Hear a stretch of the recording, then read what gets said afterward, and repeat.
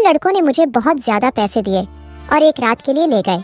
जब पांचों लड़कों ने मेरे जिस्म से अपनी हवस पूरी कर ली तो अचानक उनका छठा दोस्त भी आ गया, मगर वो जैसे ही कमरे में अंदर आया तो उसकी चीखें निकल गईं, क्योंकि हालात इंसान को वह सब करने पर मजबूर कर देते हैं जिसके बारे में उसने कभी सोचा भी नहीं होता, या यूं कहें कि कभी कभी ज़रूरत से ज़्यादा ख्वाहिशें इंसान को ख़त्म कर देती है। और मैं भी ना कभी पूरी होने वाली ख्वाहिशों के सफ़र पर निकल पड़ी ही थी। मैं रात 12 बजे से उस छोटे से कमरे में बिस्तर पर पड़ी हुई थी और एक के बाद एक दूसरे लड़कों ने मुझे नोच डाला था। दर्द अपनी इंतहा पर था, लेकिन यह सब कुछ मैंने अपनी मर्जी से अपनाया था। ना ही मुझे अपने कपड़ों का होश था और ना ही जिस्म में उठने वाली दर्द भरी लहर का। दो ही लड़कों ने मेरा हाल ऐसा कर दिया था कि मेरा सारा तन जख्मी हो गया था। सोचकर ही मेरी आत्मा कांप रही थी कि और भी 3 लड़के मेरे साथ अपनी हवस पूरी करने आने वाले हैं और मुझे पूरी खुशी से उन्हें वक्त देना है। मैंने कभी सोचा भी नहीं था कि मेरी जिंदगी की कोई रात ऐसी भी होगी। यह सब मैं एक भारी कीमत के एवज कर रही थी, इसीलिए पीछे हटने का कोई सवाल ही नहीं था। मेरी जिम्मेदारियां और मेरे घर वालों की ख्वाहिशें मुझे उस रास्ते पर ले आई थी जहां मैंने एक ही रात में 5 लड़कों के साथ रात गुजारने की हामी भर ली थी। आम हालात में तो किसी लड़की के लिए ऐसा सोचना भी मुमकिन नहीं, लेकिन मैं जिस जगह खड़ेढ़ी थी वहां मुझे यह फैसला करने में ज़्यादा वक्त नहीं लगा था। वह सब सेहतमंद और तंदुरुस्त नौजवान थे जिनकी ताकत के आगे मैं कुछ भी नहीं थी। बिस्तर तक आने वाले दोनों नौजवानों ने लम्हों में मुझ पर काबू पाकर मुझे पूरी तरह अपनी हवस का निशाना बना लिया था। यह पहली दफ़ा था जब मुझे किसी मर्द ने छुआ था। दूसरे लड़के के निकलते ही तीसरा लड़का भी कमरे के अंदर चला आया। मैंने एक गहरी सांस बाहर निकाली। मैं थोड़ा वक्त चाहती थी, लेकिन वह कहने लगा कि इतना वक्त नहीं है मेरे पास। बाहर उसके और भी दोस्त इंतज़ार में बैठे हैं। उसकी बात सुनकर मेरी आंखों से आंसू बह निकले। वह फौरन ही मेरे पास चला आया और मेरे आंसुओं को नज़रअंदाज करता अपनी सिद्धतें मुझ पर बिखेरने लगा। मेरे तन में बर्दाश्त की शक्ति खत्म हो रही थी। मैं बार बार उसे खुद से दूर करने की कोशिश करती, लेकिन वह उतना ही मुझ पर हावी होने लगा। ऐसा लग रहा था जैसे उसे इस खेल में मज़ा आ रहा हो।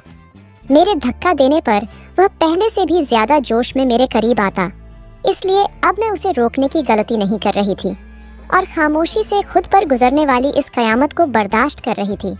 1.5 घंटे तक वह अपनी प्यास बुझाता रहा और जाते जाते उसने अपने दांतों के निशान मेरी गर्दन पर छोड़ दिए और कहने लगा कि अगर इसे दोबारा मौका मिला तो वह मेरे साथ दोबारा वक्त ज़रूर गुजारने आएगा। उसके जाने के बाद मैंने एक निगाह अपने तन पर डाली तो मैं कांप गई। जिस्म का कोई हिस्सा ऐसा नहीं था जहां जख्म मौजूद ना हो। तीसरे नौजवान ने तो हद से ज़्यादा मुझ पर जख्म कर मुझे जख्मी कर दिया था। जगह जगह उसके दांतों के निशान पड़ चुके हैं। और फिर बचे उन 2 लड़कों ने भी 1-1 घंटा मुझे इसी तरह अपनी हवस का निशाना बनाए रखा। उन लोगों को मुझ पर ज़रा भी रहम नहीं आया था, और आता भी क्यों। उन्होंने एक बड़ी रकम के बदले मेरी एक रात खरीदी थी। वह तो अपना अपना हिस्सा वसूल कर रहे थे और यह एक रात मेरी ज़िंदगी की काली घनी रात बन गई थी। मेरा हाल ऐसा था कि मुझे कुछ होश ही नहीं रहा था। मैं खुद से करवट बदलने के काबिल भी नहीं रही थी। आहिस्ता आहिस्ता तकलीफ से मेरी आंखें बंद होने लगी थी और तभी ही उन लड़कों ने मुझे बताया कि उनका एक छठा दोस्त भी आ गया है। मुझ में इतनी हिम्मत भी बाकी नहीं बची थी कि मैं उन्हें इनकार कर पाती या इस बात का विरोध कर सकती। जैसे ही छठा लड़का कमरे में दाखिल हुआ और मेरे बिस्तर के करीब आया तो मुझे देखकर उसकी चीखें निकल गई। उसकी चीखें क्यों निकली, वजह जानकर आपके भी रोंगटे खड़े हो जाएंगे। मेरा नाम मधु है और मेरी उम्र सिर्फ 22 साल थी। मैंने ग्रेजुएशन कर रखी थी, लेकिन आज के दौर में ग्रेजुएशन कुछ भी नहीं होती। लोग बीएड करके भी डिग्रियां हाथों में लिए सड़कों की धूल समेट रहे होते हैं। इस बात का सही तरीके से अंदाज मुझे उस वक्त हुआ जब मैं नौकरी की तलाश के लिए निकली। हर कंपनी के आगे नौजवानों की एक बड़ी सी लाइन लगी होती है जो अपनी बारी के इंतज़ार में थे। ऐसे में मुझ जैसी लड़की को नौकरी कहाँ मिल सकती थी, जिसके पास ना ही तजुर्बा था और ना ही कोई बड़ी डिग्री। मगर नौकरी ढूंढना मेरी सबसे बड़ी ज़रूरत बन चुकी था, क्योंकि बाबा के स्वर्गवास ने हमारी कमर तोड़ दी थी। बाबा घर में एक अकेले ही कमाने वाले थे और हम 3 बहनें बिन ब्याही घर में मौजूद थीं। मेरी बड़ी बहन पढ़ी लिखी नहीं थी इसीलिए कमाने की जिम्मेदारी उसकी बजाय मेरे कंधों पर आ गई थी। मैं घर से बाहर निकली तो मेरे होश ठिकाने आ गए। मैं तो बाहर की दुनिया को बहुत आसान समझ रही थी, लेकिन अब मुझे समझ आया था कि बाबा कितने जतन करके हमारे लिए रोटी कमाते थे। मैं हमेशा ही बाबा से इस बात पर नाराज़ रहती थी कि वह हमारी ख्वाहिशें पूरी नहीं करते। मेरी नाराज़गी पर बाबा का चेहरा हमेशा उतर जाता।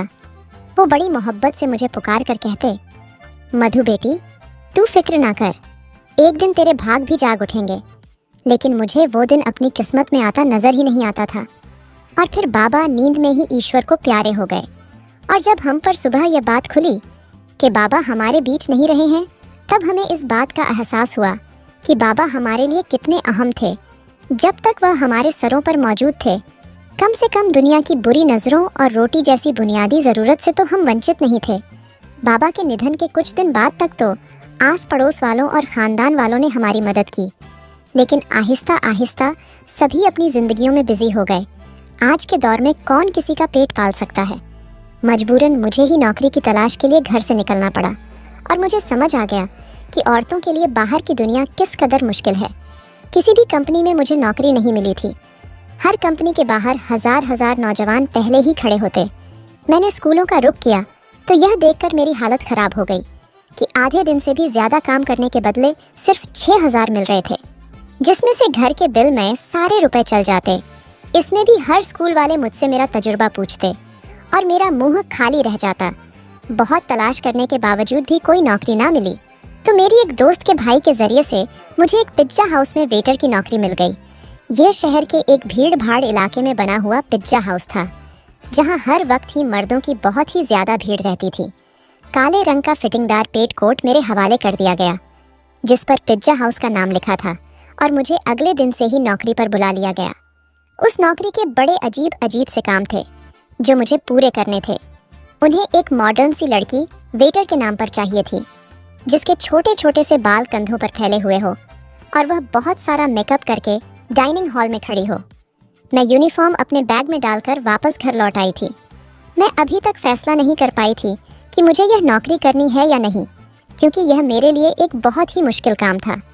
बाबा की मौजूदगी में कभी बिना ज़रूरत घर से निकलने की नौबत भी पेश नहीं आई थी, और पिज्ज़ा हाउस में तो इतने सारे मर्दों के बीच इतने तंग कपड़े पहनकर खड़े होना मेरे लिए एक बहुत ही घुटन भरा काम था।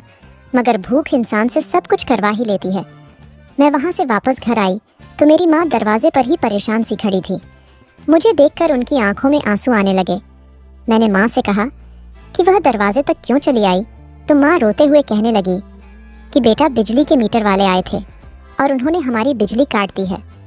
माँ की बात सुनकर मेरा दिल धक से बैठ गया था। गर्मी ज़ोरों पर थी और ऐसे में बगैर बिजली के गुजारा करना बहुत ही मुश्किल था।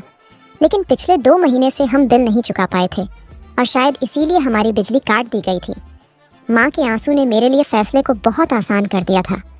मैंने माँ को गले लगाया और उन्हें बताया कि मुझे एक अच्छी जगह नौकरी मिल गई है और कल से मुझे नौकरी पर जाना है। माँ ने मेरे सर पर हाथ रखकर कहा कि अब तुम ही मेरा बाजू हो और तुम्हें ही अपनी दोनों बहनों की शादियाँ करानी है। माँ ने एक भारी जिम्मेदारी मेरे कंधों पर डाल दी थी और मैं सोच रही थी कि मैं यह जिम्मेदारी कैसे निभाऊंगी, लेकिन मुझे ही यह फ़र्ज़ निभाना था। माँ पूछ रही थी कि मुझे नौकरी कहाँ मिली है, लेकिन मैं उन्हें नहीं बताना चाहती थी कि मुझे कहाँ नौकरी मिली है। इसीलिए मैंने माँ से कह दिया कि एक बड़ी सी कंपनी में एक अच्छी नौकरी मिल गई है। मेरी नौकरी का वक्त दोपहर 3 बजे से रात 11 बजे तक था और यह बात मैंने बड़ी मुश्किल से माँ को बताई थी। मेरी नौकरी का वक्त जानकर वो हैरत से मेरी तरफ देखने लगी कि यह कौन सी कंपनी है जहाँ दोपहर 3 बजे बुलाया गया है। मैंने झूठ कह दिया कि यह एक मल्टीनेशनल कंपनी है जो 22 घंटे चलती है।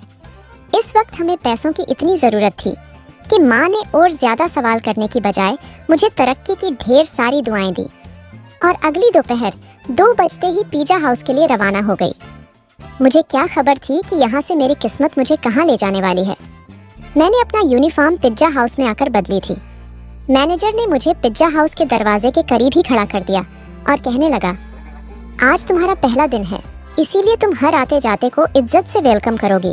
और गुस्सा होकर कहा कि यह कैसा मुंह उठाकर आ गई हो, जाओ पहले मेकअप करो। मैनेजर की बात सुनकर मैं शर्मिंदा हो गई क्योंकि मेरे पास मेकअप नहीं था। वहाँ मौजूद एक दूसरी लड़की ने अपने मेकअप से मुझे गहरी सुर्खी लगाई। वह बड़ी तेज़ी से मेरे चेहरे पर अपना हाथ चला रही थी और उसके बाद जब मैंने आईने में खुद को देखा तो हैरान रह गई। मुझे मालूम था कि मैं खूबसूरत हूँ और मेरा रंग भी बहुत साफ है, लेकिन थोड़े से मेकअप के बाद मैं पूरी तरह निखर गई थी। मैं खुद को आईने में देख रही थी जब वह लड़की कहने लगी कि यह लोग खूबसूरती देखकर ही तो यहाँ रखते हैं, वरना काम करने को तो बहुत से लोग मिल जाते हैं। मैं जान गई थी कि यह नौकरी मुझे मेरी काबिलियत की वजह से नहीं बल्कि खूबसूरती की वजह से मिली है। नौकरी का यह पहला दिन मेरे लिए बहुत ही भारी था। मैं 3 बजे से दरवाजे पर खड़ी आने जाने वाले मर्द और औरतों को वेलकम कर रही थी। यहाँ औरतों की तादाद कम ही आती थी, ज़्यादातर मर्द ही आ रहे थे। रात गए तक मेरे पैरों में बहुत ज़्यादा दर्द हो चुका था और अभी मुझे वापस बसों के धक्के खाते हुए घर भी पहुँचना था। 12 बजे के करीब मैं घर पहुँची थी। माँ मेरे इंतज़ार में जाग रही थी। मैंने माँ के साथ बैठकर खाना खाया और फ़ौरन ही बिस्तर पर लेट गई। मुझे बाबा की बहुत याद आ रही थे। बाबा मेरे सबसे ज़्यादा नखरे उठाया करते थे, फिर भी मैं हमेशा उनसे किसी न किसी बात पर रूठ जाती थी। पैरों की तकलीफ से तड़पते तड़पते कब मुझे नींद लग गई पता ही नहीं चला। अगले दिन मैं फिर 2 बजे के करीब घर से निकल गई थी। आज मुझे दरवाजे के पास खड़ा नहीं किया गया था बल्कि ऑर्डर लेने का काम दिया गया था। यह काम मुझे थोड़ा सा आसान लगा था, लेकिन कुछ ही देर में अंदाज़ा हो गया कि यह काम बिल्कुल भी आसान नहीं था। मैं जिसके पास भी ऑर्डर लेने के लिए जाती, उनमें से अक्सर मर्द मुझे सर से पांव तक देखते और मुस्कुराते। बदले में मुझे भी मुस्कुराहट जाहिर करनी पड़ती, क्योंकि यह मेरी नौकरी का नियम था। जानबूझकर ऑर्डर देने में काफ़ी वक्त लगाते और कभी कभी तो ऑर्डर देते वक्त इस कदर करीब आ जाते कि मेरा सांस रुकने लगता। यह पिज्ज़ा हाउस मुझ जैसी वेटर की वजह से ही चल रहा था। इस बात का अब मुझे अच्छी तरह अंदाज़ा हो गया था कि यहाँ आने वाले ज़्यादातर मर्द लड़कियों की वजह से ही आते थे। दिन तेज़ी से गुजर रहे थे और मुझे यहाँ नौकरी करते करते महीना हो गया था।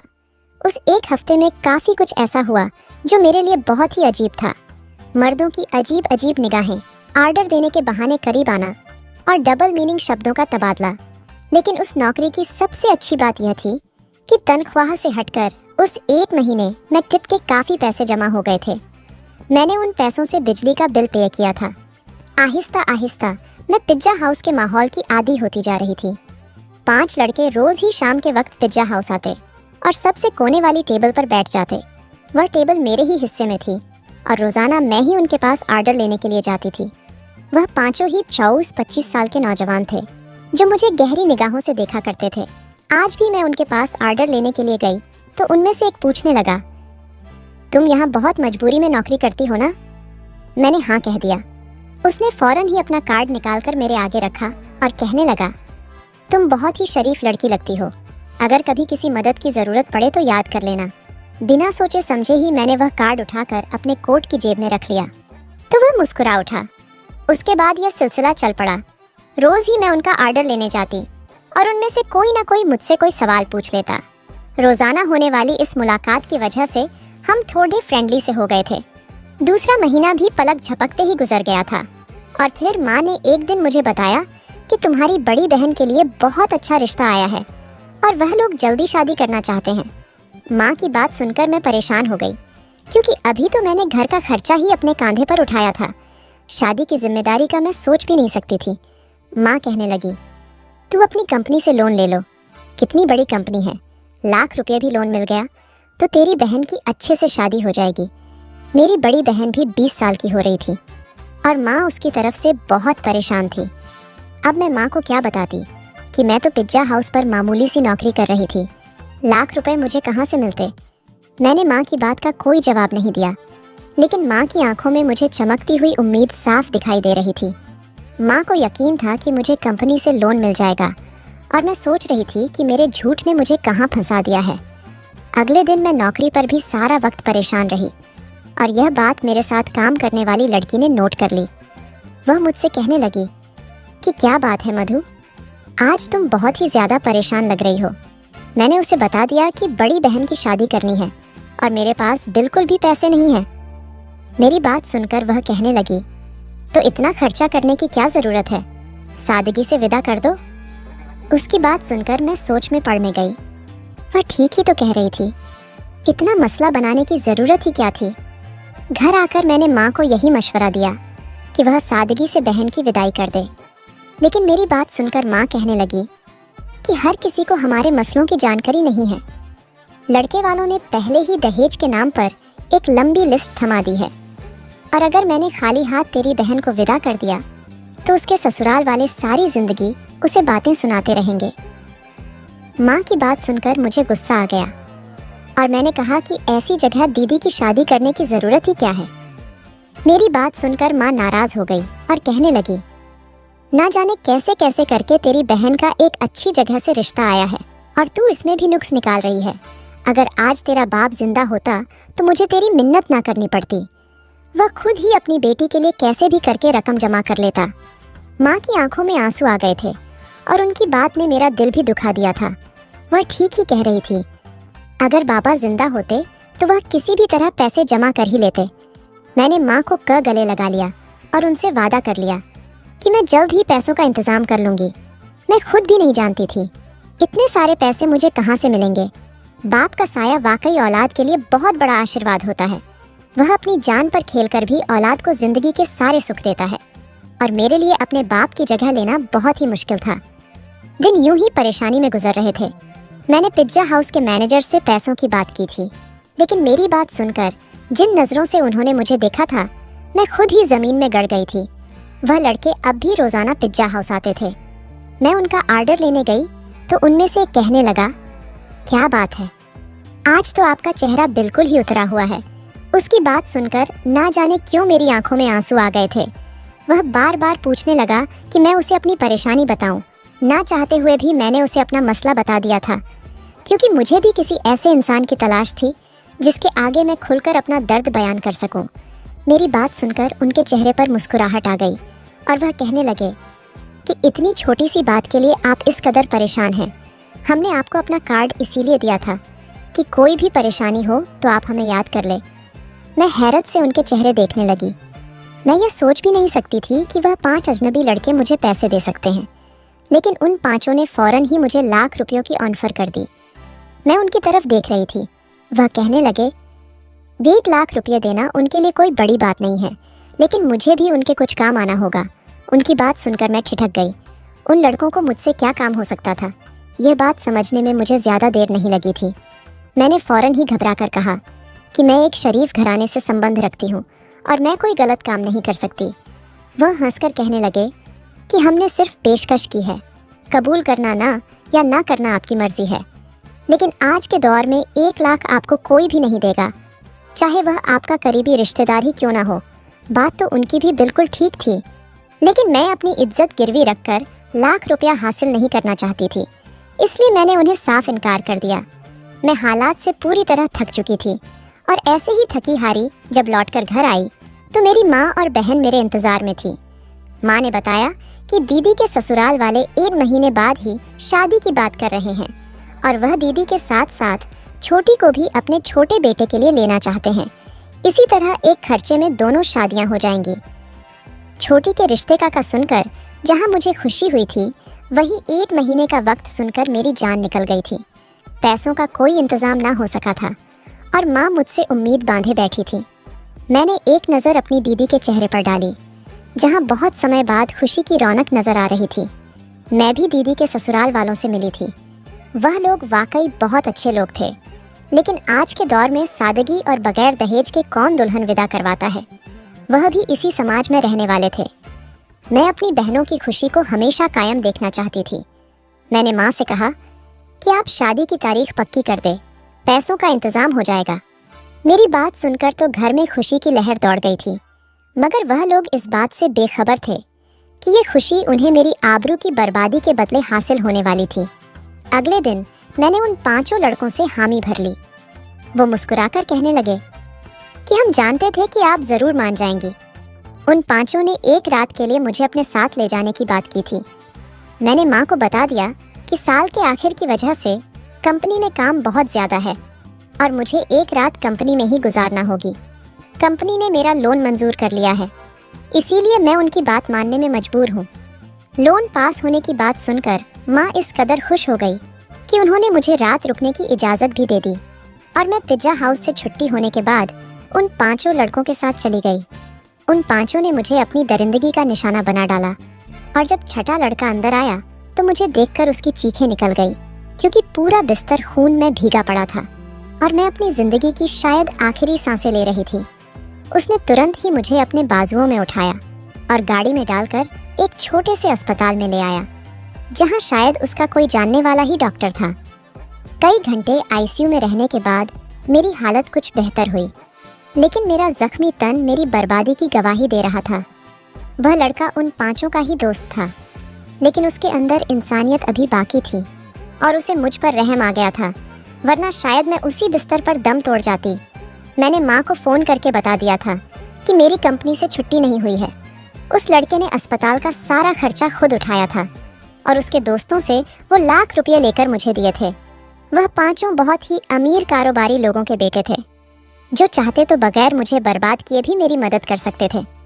मेरे ठीक होने पर मुझे अस्पताल से छुट्टी मिल गई थी और रकम भी मेरे हाथ आ गई थी, लेकिन अब कुछ भी पहले जैसे नहीं रहा था। उस लड़के ने मुझे अपनी फैक्ट्री में नौकरी की ऑफर दी थी और यकीन दिलाया था कि मैं वहाँ इज्जत से नौकरी कर सकूंगी। आज मेरी दोनों बहनों की शादी हो गई और मैं उस लड़के की फैक्ट्री में नौकरी कर रही थी। एक बात मैं अच्छी तरह जान गई थी कि आज के इस दौर में बगैर किसी मतलब के मदद करने वाले लोगों की गिनती ना होने के बराबर है। हमेशा नौकरी करने वाली लड़कियों को इज्जत की नज़र से देखें, क्योंकि वह बहुत ही मजबूरी की हालत में अपने घरों से निकलती है, चाहे फिर वह तंग कपड़े पहनकर किसी पिज्जा हाउस के दरवाजे पर ही क्यों ना खड़ी हो। दोस्तों, वीडियो कैसा लगा कमेंट करके ज़रूर बताना और हाँ, लाइक, चैनल को सब्सक्राइब ज़रूर करना।